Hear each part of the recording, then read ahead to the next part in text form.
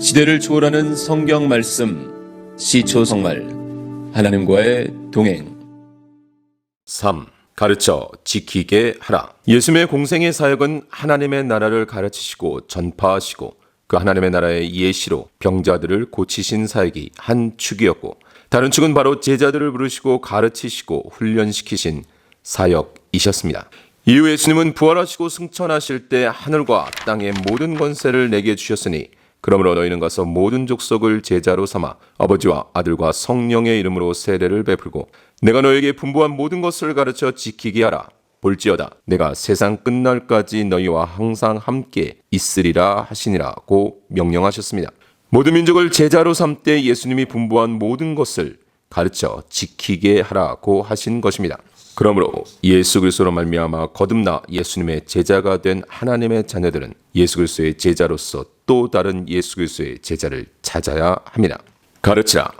하나님은 하나님의 백성을 출애굽시키시고 바로 가나안으로 들여보내지 않으셨습니다. 하나님은 이스라엘 백성을 광야로 인도하셨고 가나안 12정탐꾼을 보낸 바란 광야까지 약 1년 6개월의 시간을 두고 이동하셨는데, 애굽부터 시내 광야까지 이동한 기간 약 2개월, 그리고 다시 시내 광야에서부터 바란 광야까지 이동한 기간 약 4개월을 뺀 나머지 1년 정도를 시내산에서 이스라엘 백성을 가르치셨습니다. 신명기 34장까지의 기록 중 출애굽기 19장부터 민수기 10장까지가 시내 광야에서의 기록이니 대략 절반에 가까운 기록이 바로 시내산을 주변으로 시내 광야에서 하나님을 이스라엘에게 가르치신 기록입니다. 또한 12정탐꾼 실패로 인해 약 38년 정도를 광야에서 방황하였지만 성경 장수로는 5장 정도로 지나가고 다시 모세가 죽기까지 신명기가 마칠 때까지 약 1년 2개월이라는 시간이 걸리는데, 바란 광야에서 모압 평지까지 약 2개월, 그리고 다시 1년 동안을 모압 평지에서 하나님을 가르치십니다. 출애굽 당시 20세 미만이었던 이스라엘 백성과 광야에서 태어난 이스라엘 백성을 대상으로 하나님은 지난 시간 가르치신 것과 같이 그들에게 하나님을 가르치고 또 가르치십니다. 성경 장수로도 50장에 가까운 분량입니다. 이것이 바로 하나님의 가르치심에 대한 열심입니다. 그러므로 우리는 하나님이 가르쳐 주실 때 잘 배워야 합니다. 이스라엘 백성과 같이 배울 때 잘 배우지 못하면 그 고난과 연단을 거치고 들어간 땅 가나안에서 하나님의 뜻에는 관심도 없이 자신들이 왕인 줄 알고 살며 패역을 반복하다 마침내는 멸망하고 마는 것입니다. 하나님은 가르치시는 하나님입니다. 또한 예수 그리스도는 공생의 사역 기간 동안 가르치셨습니다. 예수님은 성전과 회당을 중심으로 동네, 촌, 산과 바닷가 등 온 유대와 이스라엘 전역에서 가르치셨고 안식일을 중심으로 항상 날마다 가르치셨습니다. 예수님은 천국과 하나님의 도를 중심으로 복음을 소유한 자들과 그렇지 못한 자들의 삶에 대해 가르치셨습니다. 예수님은 스스로를 생명의 떡, 세상의 빛, 문, 선한 목자, 부활요 생명, 길이요 진리요 포도나무로 말씀하셨습니다.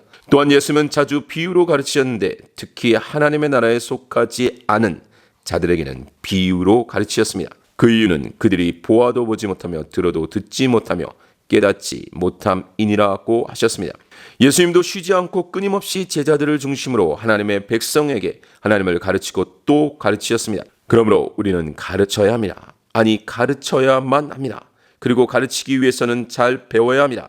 다 알았다 하지 않고 끊임없이 배우며 쉬지 않고 가르쳐야 합니다. 지키게 하라. 사실 가르치는 사역과 지키게 하는 사역은 같은 것입니다. 가르치는 것이 단순히 지식을 던져주기만 하는 것이라면 다르지만 가르치는 것은 지키게 하는 것을 전제로 하는 것입니다. 그러므로 하나님은 출애굽한 이스라엘 백성 1세대를 죽이시고 가나안 입성 이후 이스라엘 백성의 반복되는 패역을 계속해서 징계하셨고 그들을 멸망시키시면서까지 메시아 예수 그리스도로 말미암아 하나님의 백성을 구원하실 하나님의 사역을 놓지 않으셨습니다.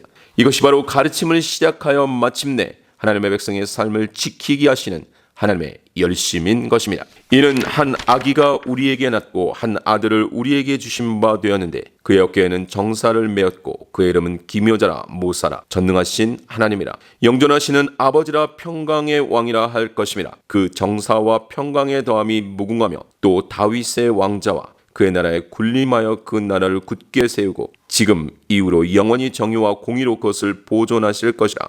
만군의 여호와의 열심이 이를 이루시리라. 유다 족속 중에 피하여 남은 자는 다시 아래로 뿌리를 받고 위로 열매를 맺으리니 이는 남은 자가 예루살렘에서 나오며 피하는 자가 시온산에서 나올 것임이라. 만군의 여호와 열심히 이를 이루시리라. 그래서 사도 바울은 선포합니다. 원하건대 너희는 나의 좀 어리석은 것을 용납하라. 청하건대 나를 용납하라. 내가 하나님의 열심으로 너희를 위하여 열심을 내노니 내가 너희를 정결한 처녀로 한 남편인 그리스도께 드리려고 중매함이로다. 나의 자녀들아 너희 속에 그리스도의 형상을 이루기까지 다시 너희를 위하여 해산하는 수고를 하노니 내가 이제라도 너희와 함께 있어 내 언성을 높이려 함은 너희에 대하여 의욕이 있습니다. 가리키는 사역. 하나님이신 예수님은 이 세상에 오셔서 삶으로 하나님을 드러내는 삶을 사셨습니다. 예수님은 스스로 오시지 않고 하나님의 보내심을 받아 오셨습니다. 예수님은 하나님이 성령을 한량없이 주심으로 하나님의 말씀만 하셨습니다. 예수님은 아무것도 스스로 할 수 없다고 하셨고 아무것도 스스로 하지 아니하셨습니다. 예수님은 하나님이 명령하신 것만을 말씀하셨으며 하나님은 예수님 안에 계셔서 하나님의 일을 하셨습니다. 예수님의 가르침은 예수님의 것이 아니라 하나님의 것이고 하나님이 말씀하신 그대로였습니다. 예수님은 예수님의 뜻을 행하려 함이 아니라 하나님의 뜻을 행하기 위해 오셨습니다. 예수님은 삶으로 하나님을 가르치신 것입니다. 그러므로 그리스도인들도 예수 그리스도를 우리의 삶을 통해서 가르치는 자가 되어야 합니다. 우리를 가르치는 것이 아님을 명심해야 합니다. 제자를 키우는 일은 예수님을 삶으로 가리키는 사역입니다. 나를 가르치는 것이 아니라 하나님을 그리고 하나님의 뜻에 온전히 순종하신 예수님을 가리키는 사역임을 기억해야 합니다. 사도 바울은 그러므로 내가 너에게 권하노니 너희는 나를 본받는 자가 되라.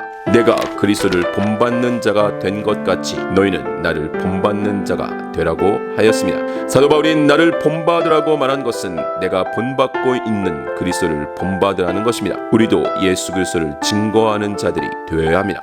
그러기 위해서는 우리도 하나님의 자녀들에게 하나님을 가르쳐야 하고 그들의 삶에서 하나님의 말씀을 지키게 해야 합니다. 우리가 먼저 하나님을 알고 예수 그리스도를 본받아 우리의 말로만이 아닌 삶으로 가리키고 보여주어야 합니다. 또한 그들과 함께하며 그들이 가까이에서 지켜보도록 해야 합니다. 그리고 그들과 거리를 두고 동행하며 그들이 그들의 위치에서 설 수 있도록 돌봐주어야 합니다. 그래야 마침내 그들이 홀로 그 역할을 감당할 수 있는 데까지 가도록 해야 합니다. 이것이 바로 가르쳐 지키기 하는 것이고 삶으로 예수 그리스도를 본받으며 본받을 수 있도록 가리키는 것입니다.